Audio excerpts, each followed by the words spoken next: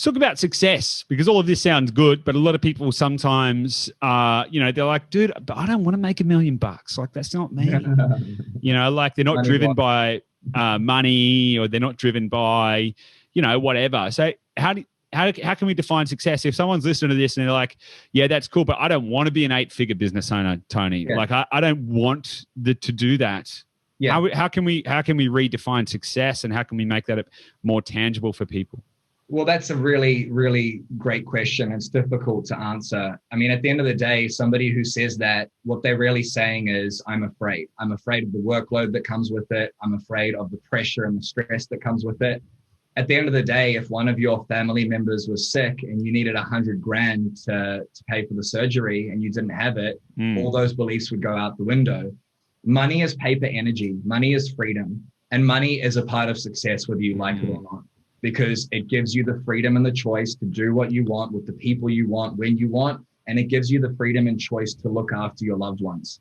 So anyone who has an aversion to money or says they don't want to make it, that is almost always a childhood trauma or a belief system instilled in you from before you were 10 years old, almost always, right? And that's something that you get to work through. And if you don't, life will be more challenging because you'll have less freedom.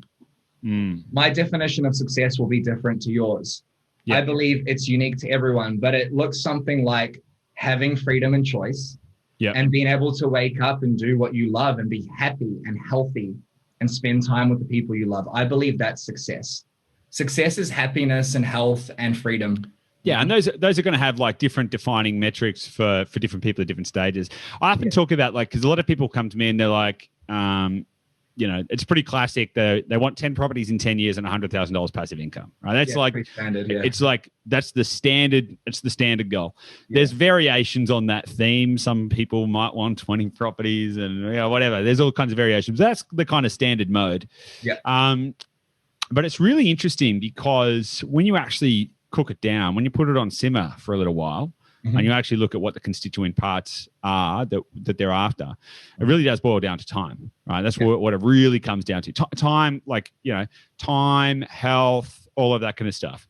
Yeah. So the function of the finance component is to deliver the ability to have more time to spend with the people they love.